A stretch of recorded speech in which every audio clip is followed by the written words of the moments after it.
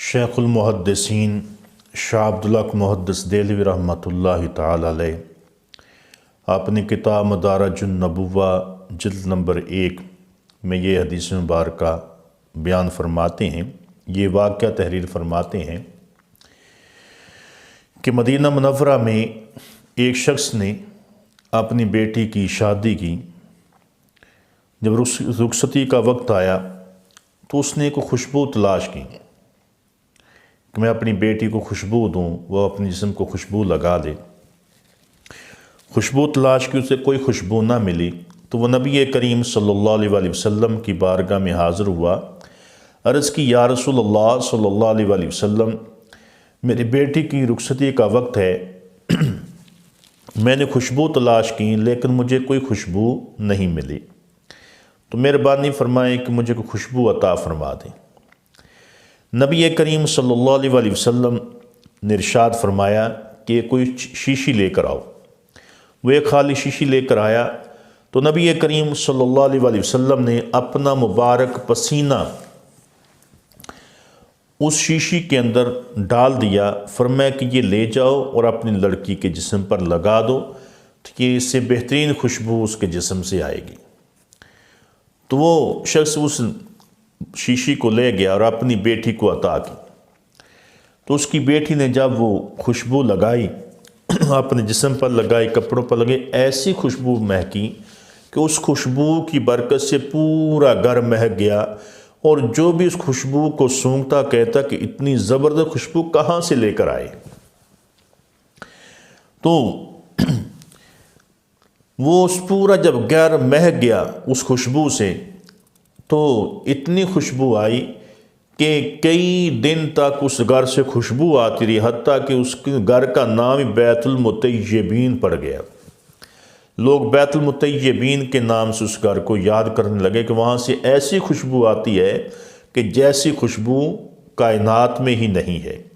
कोई खुशबू उस खुशबू का मुकाबला नहीं कर सकती।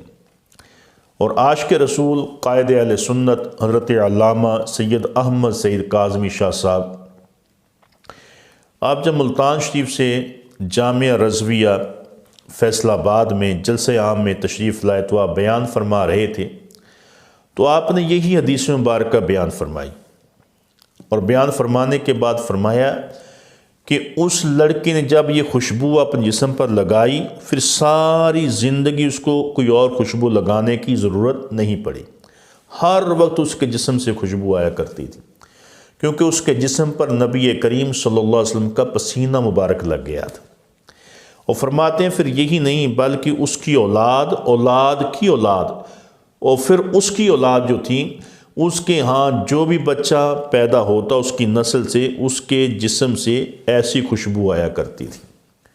तो ये नबी करीम सल्लल्लाहु अलैहि वसल्लम की खुशबू मुबारक थी। खुशबू मुबारक के कमाल थे कि जिस जिस्म पर, जिस हिस्से पर, जिस जगह पर आपकी खुशबू पसीना मुबारक लग जाता, वहाँ से भी बेहतरीन खुशबू आती थी। कोई कस्तूरी, कोई अंबर उसका मुकाबला नहीं कर सकता था। तो हज़रत सैयदना वाइल बिन हजर रदियल्लाहु ताला अन्हु रवायत करते हैं कि मैं नबी अकरम सल्लल्लाहु अलैहि वसल्लम के साथ मुसाफ़ा किया करता था।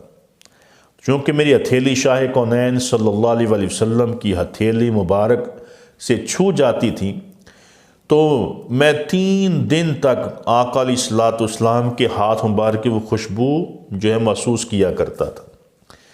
और कोई कस्तूरी से भी ज़्यादा खुशबू जो मेरे हाथों से आती थी।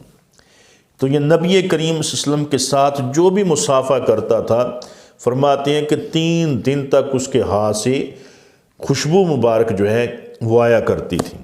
और इस हदीस मुबारक को इमाम ज़ुरकानी ने नकल किया है मुआबिल दुनिया जिल्द 2 सफ़ा 281 पर, हुज्जतुल्लाह अलल आलमीन में सफ़ा 438 पर यह हदीस मुबारक मौजूद है।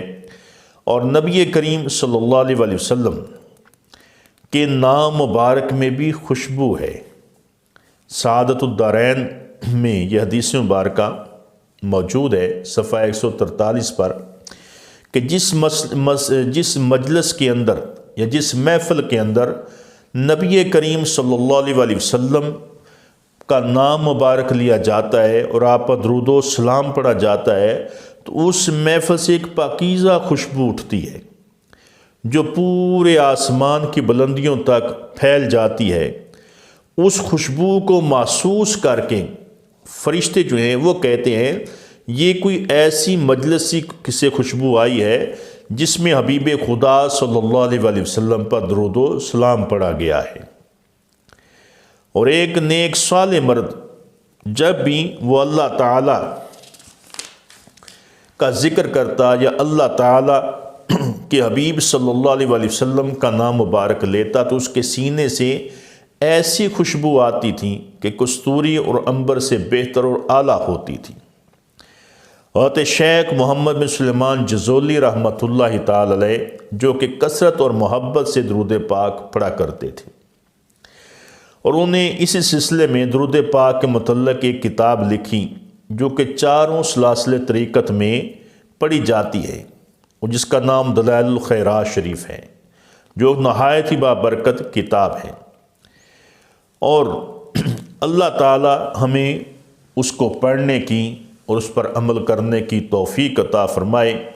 हज़रत शेख फ़ासी रहमतुल्लाह अलैह फरमाते हैं